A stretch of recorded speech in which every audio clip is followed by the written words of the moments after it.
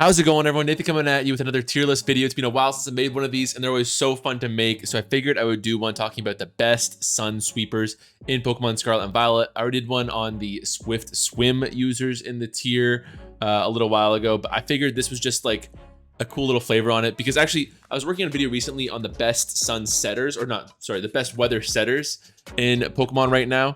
And it struck me that this is the first time in sort of memory that I can think of that sun is head and shoulders the best weather in singles metagame, right?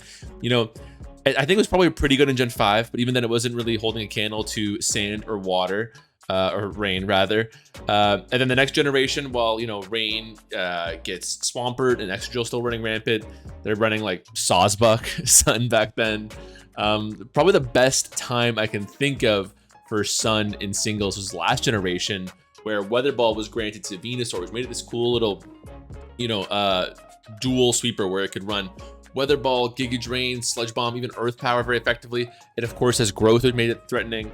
And Cinderace actually ended up being a really good abuser of the Weather 2 last generation. So that's kind of the best I can think of it. And the strength of Sun as an archetype right now compared to what I just described last generation, it's, forgive the pun, it's night and day. It's a completely different level of strength here. And what makes it unique is, in classic keeping with how Sun works, very unique. It's its own weird thing.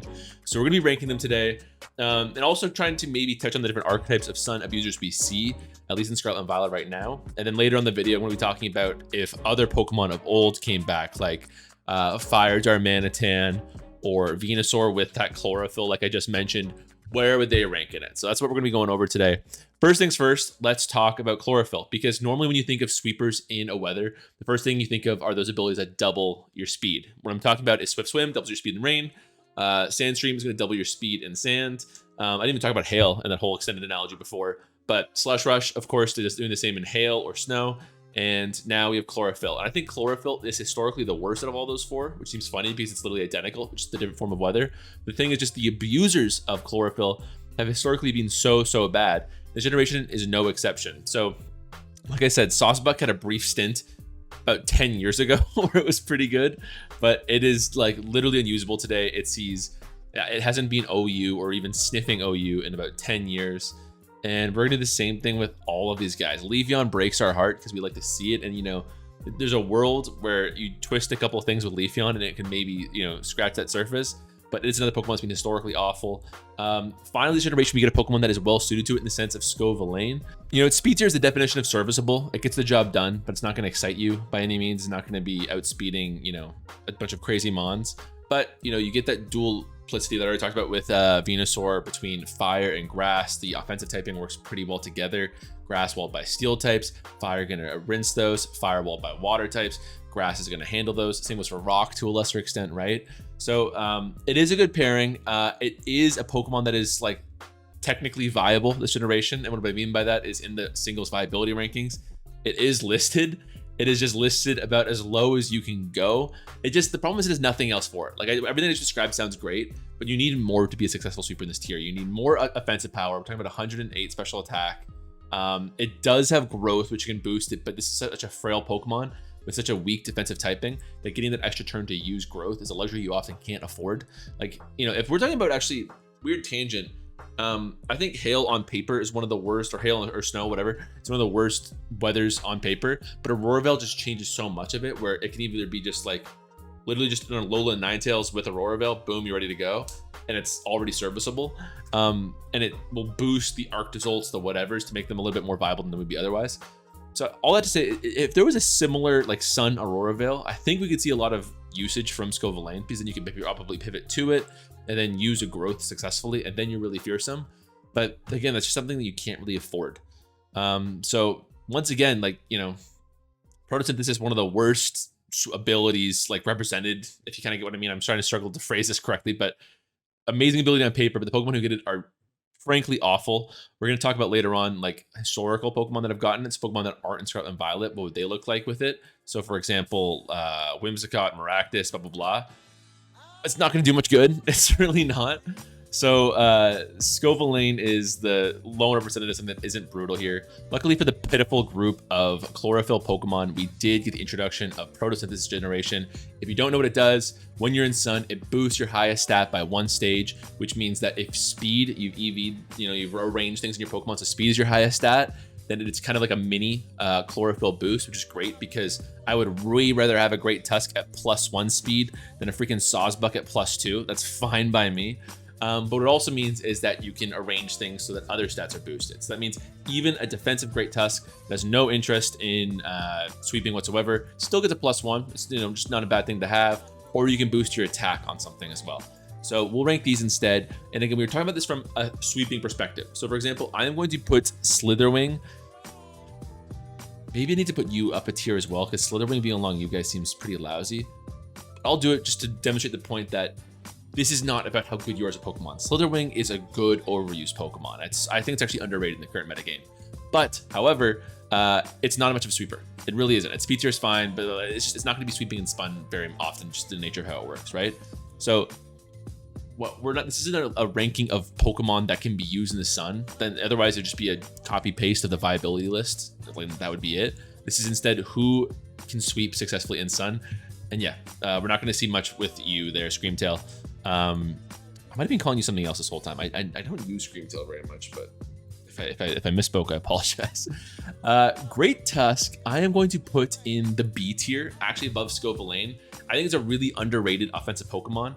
If for no other reason, just as a wall breaker, it's kind of unmatched right now. If you have a +1 from Choice Band and a +1 for Photosynthesis on your attack stat, with that offensive typing of Close Combat and Headlong Rush, you're almost unwallable. It's a really, really hard Pokemon to deal with. If you guess correctly, it's kind of like Magnezone in previous generations, where Analytic Magnezone, excuse me, where if you choose correctly, it's almost impossible to handle the Pokemon and deal with it okay. So I'm gonna put you up there. Brute Bonnet is an interesting situation where I'm kind of talking my ass in regards to it, because I think there's probably some untapped usage with it in regards to, if you give it a +1 to attack or speed, it would probably be better than I'm giving it credit for. But I've just seen no evidence to believe that, and I don't know if anyone cares about Brute Bonnet enough to really dig into its Sun sweeping abilities in OU. So I'm gonna put it here. I don't really care about it too much, if I'm being dreadfully cruel. Slitherwing's an interesting case because you have Flare Blitz and Flame Charge, so 2 fire moves. You're taking advantage of the Sun. The way I always think about that situation is when you're in the Sun, it's almost like a third stab for Slitherwing. So it's instead of just being a bug fighting type, in the Sun it's bug fighting and fire, which is really handy when you have Flame Charge and Flare Blitz. Flare Charge making your speed unbelievable. So you can arrange things in such a way. It's a bit of a specific setup, sort of similar to what we're talking about with Scovillain here, where you could come in on the Sun, your Photosynthesis boosts your attack, you go for a Flame Charge. Now you're +1 to attack, you're +1 to speed, and you're just, a menace, right? So I do like it a lot. I think I want to put it above Great Tusk a little bit because I think it's a little bit better suited to sweeping, whereas this Great Tusk is a wall breaker in a more traditional sense. You also the Great Tusk do, Choice Band and Terrastalize, and arrange your EV so you boost your speed. But I think it's best suited as a wall breaker, which isn't exactly what we're talking about right now. Sandy Shocks is an interesting one. At this point of the list, it's kind of just ranking these Pokemon, and then who likes the Sun the best is almost irrespective. But Sandy Shocks is great at +1 to either speed or special attack. They're often also choice locked, and they also have a great offensive typing in electric and ground. Once again, very guest dependent. Almost every opponent's gonna have a team that can deal with this Pokemon very successfully. Any team that is a ground type and a flying type can completely wall this Pokemon. The question is just what do you click, right? I do think this is why it's a decent sweeper though, is because it also takes advantage of Terra Blast pretty well in the Sun, if that's what you're looking at. And then, so for example, if your opponent has a Great Tusk and a Corviknight and puts in that nasty 50-50 bind that I just described there, if you Terra Blast Fire, you can beat a Great Tusk and Corviknight pairing pretty well. So I would say it's the best of all of these guys, but also again, just kind of limited in the sense that you're kind of guess heavy. This Pokemon requires more setup, yada yada. This might seem like a weird one, but it's kind of just by merit of being the best Pokemon here. But Roaring Moon does pair, if you look at the usage stats of how often Torkoal is used, it's one of his most frequent companions. It's not too surprising to see why. It pairs really well if you go Photosynthesis attack and you get a Choice Scarf. It's just a lot of stats to throw at an opponent. Crunch is an amazing offensive typing. It seems weird to put this guy on here in a similar way to frankly, these three all seem like in a similar vein where they don't even use fire attacks more often than not, right? At least this guy has this third stab that I'm talking about. But Roaring Moon fits in a similar vein to these other Pokemon I'm describing here, where just their offensive prowess is boosted in the sun. It's not so much that they're taking advantage of the sun in a unique way that a Darmanitan would, for example. But, you know, just makes a good mon even better. Fair enough. Walking Wake is going to be the top dog here to the point where, you know, this might seem too low for Roaring Moon, actually. But Walking Wake is just clearly in a tier of its own at this point. It's... Am I willing to say this? I think I am willing to say it's the best Sun Sweeper we've ever seen. Access to Flamethrower is great. And also in the Sun team, Terrastalized Flamethrower. It also has a unique property in Hydro Steam, where instead of its water moves being weakened in the sun, it's actually strengthened. And to add it all on top, you have a fantastic third sort of thing to throw out there in either a Draco Meteor or a Dragon Pulse. This Pokemon is amazing when you just, in a similar sense to Great Tusk here, you just put everything into its special attack and make it an unbelievable wall breaker that is literally metagame warping to the sense where you need to have some sort of answer for this kind of Pokemon. Maybe not need, but it's like strongly recommended you have some sort of Walking Wake answer on your team. Or you just go for a sweeper and kind of lean into that speed. It actually uses Life Orb with the word escapes me for some reason. It's Photosynthesis, Speed plus Life Orb. They pair kind of well too, so you can choose your moves and kind of clean up the game nicely. So that's all the Photosynthesis mons. It seems like a weird ranking. It's really just these Pokemon are less suited to the sun than these in the bottom are, but they're just such unbelievably better Pokemon in their own right. It's kind of how this list has worked so far. I promise it'll get a little bit more unique at this point, because now we're talking about just fire Pokemon who don't have any ability that interacts with the sun per se. They're just, you know, Rotom Heat appreciates being in sun, makes the overheat that much better, right? Now, in terms of being a sweeper, Rotom Heat doesn't really have much to offer. It just makes its overheat a little bit stronger. Can't really say much to it there. Same goes for Tauros. I'm actually gonna make a new category here, add a row below, and we'll make this one blue, sure. I'm just gonna say ill-suited. It's gonna be kind of my carry-all here, where, you know, I'm going to skip ahead.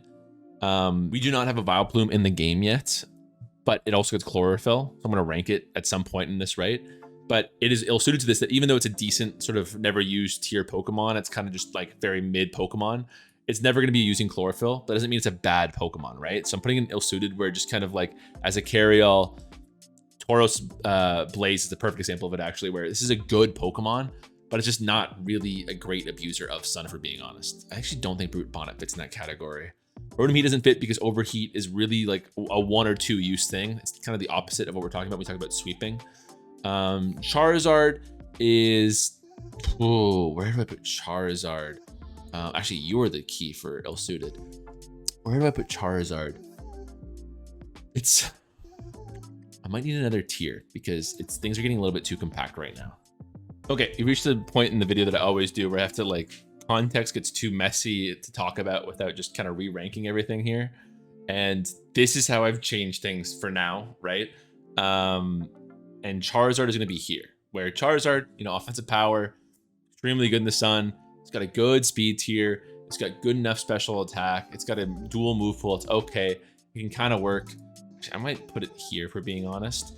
And we'll skip ahead and put Typhlosion here. Or Typhlosion with Eruption in the sun, especially with Terra Fire, is so good that it definitely deserves respect and deserves to be in this point. I don't think it's ranked in viability list yet, but it probably will be. Charizard is right now. Leafeon is going to go into a similar tier here. You know, it's funny. I almost want to put Volcarona in ill-suited to be a sun sweeper in the sense that, like, what makes Volcarona so good is you go Quiver Dance, and then, especially in this metagame, you Terrastalize into one of 12 things that your opponent can predict, and you take advantage of that to beat your opponent. So Terra Flying, beat them with Hurricane. Terra Ice, and then you use the Hail if you've got that set up, and you boost your defense, and you can keep boosting. Terra Grass, you can use Giga Drain to beat those water sweepers. Yada, yada, yada, right? But the problem is Sun is unique in that it's best suited to a Pokemon that can just hit and run fast. Like, you set up Sun, you get a Typhlosion, I'm ready. I'm ready to sweep, whether it's Scarf or Specs, whatever. I'm about to hit you with one of the biggest hits you've ever seen, kind of a run and gun sort of deal, right? Whereas Volcarona wants to come in and then needs a turn or two to kind of get its bearings, get the Quiver Dances up, and then it can sweep. But that doesn't really suit itself well to Sun. And you think, okay, well, it's got like, have you seen Volcarona's offensive stats? It can run and gun. If Typhlosion can, why can't Volcarona, right? And sure, to an extent, that makes sense. But then you're not using heavy duty boots. So if Stealth Rocks are up, you can get this Pokemon in once or twice. So it's not good at doing that. It is ill suited to be a Sun Sweeper. Its strengths are kind of opposite to Sun, how it works. Now, with that said, it is still okay. Like, it will still manage just fine. In comparison to a Vileplume, it'll make it work. You just probably want to pair it with a Hatterene to deny hazards, right? And Hatterene is actually going to go into this tier too, because that might seem backwards and it's kind of a bit of a cheat, but Sun appreciates having a Hatterene on the team for the most part, just because the best way, you can remove hazards, of course, with a Rapid Spinner or a Defogger, but we're talking about like the currency of turns when you're playing Sun, and that's just a lot of wasted turns. If you want to, like, I want to get my Typhlosion Sweeper in, but first I gotta go to Corviknight and Defog and U-turn out, and oh no, they send out their Sandy Shocks. Now I've got to go to this Pokemon who could wall it. Like, it's a lot of wasted turns, right? Whereas Hatterene can just deny it instantly, and also does pretty well in the Sun because it's a great Terra Fire user. Almost all of its biggest opponents are kind of neutralized if Hatterene has a fire typing. We're talking about Golden Go. We're talking about examples are failing me right now, but it's Terra Fire is its first or second best Terra typing, and then you can start setting up Calm Minds. Your Mystical Fire is now just a weak sort of throw in there in the back 75 base power move. It's meh. Now it's unbelievably strong in the Sun with the Terra Fire, yada yada. It's an untraditional sweeper, but Hatterene actually can totally hang as far as this all goes. And of course, yeah, there's the untold synergy of just having a Magic Bounce user on a Sun team is always gonna be great. Like, even Torkoal doesn't appreciate removing hazards frequently, right? Salazzle, again, ill-suited to be a Sun Sweeper here. Cinderace is, I'm probably gonna put Strong Abuser here. I almost want to put Hatterene up a tier because I really do feel like it's unbelievably good in this tier right now. I don't know. This is controversial. I might totally mix things around, honestly. I think I would do something like, there's just no way. Slithering is so like specific and weird. It doesn't use the Sun nearly as well as Hatterene, if I'm being honest. I'm completely rethinking my list right now. And I think Roaring Moon would go, I think we'll go here. They're kind of opposite in the sense where Hatterene is flexible and can work with teams very well, but it doesn't, the benefit of having a sweeping Hatterene isn't that good. It's just so slow. It's not going to get that much momentum going. Whereas a Typhlosion is so immediately strong and immediately hits so hard. I think I'll do this. Feel comfortable with this. Skeledirge, once again, really ill-suited to be a Sun Sweeper. It can sweep, of course, and the Sun will boost its power. Maybe I want to put it here, but I'm just going to kind of cop out and do it same as Tauros Paldea. We're sure they both like a +1, and, water moves do a little bit less damage, but it's really like, it's not sweeping realistically. Next we're going to have Cirrledge is in the same boat as Volcarona, honestly, where it's just this kind of setup sweeper. It wants to get going. Yes, it appreciates the Sun, but it's not great. However, I think it uses Choice Band a little bit better than Volcarona does. For one, it doesn't have a dual weakness to Stealth Rock, so it can afford to run Choice Band or Scarf. I lost a couple Pokemon. No, I lost one Pokemon the other day on that Nuzlocke I uploaded, where it was a Scarf, Bitter Blade user in Sun. Pretty niche, but like, that is a thing you can do, whereas it's, I think, a little bit harder to pull off with Volcarona. And then Armarouge, I'll put in a tier higher than that, just because with Scarf, Armor Cannon, pretty strong, Iron Moth is the same as that, except it's just a lot better with its defensive typing. Does not have photosynthesis, sorry, actually. But it's just a little bit stronger, much better Pokemon, all in all, of course. I think it's best heavy duty boots still, but this Pokemon can have heavy duty boots and still, go off. Next, we're gonna get into the sort of main ones in Scarlet and Violet right there that I can think of. All the main sort of abusers of Sun that you're gonna see. And next, we're gonna get into a weird category, which is maybe with Terra. And what I mean by that is one of the top pairings with a Torkoal in Scarlet and Violet is a Kingambit, and Kingambit, of course, also abuses Terra Fire extremely well. So do we throw this in here? I'm gonna say no, because it's such a massive can of worms, Pandora's box, call it what you want, that like, am I gonna rank every Pokemon who uses Terra Fire consistently in this sense? No, not really. Also, this isn't much of a sweeper. Same goes for Garchomp here. Garchomp also uses Terra Fire a lot. It can be pretty fast, has Fire Blast. It can also beat Pokemon who wall the fire types with Earthquake. I'm looking at Utox effects, stuff like that, but it's just such a weird pairing. Then we're gonna talk about the Pokemon who have been banned already. I think that these Pokemon would be an S, obviously, if I had to rank them, right? The Overheat, you know, everything I just talked about with Typhlosion, we saw to the nth degree here.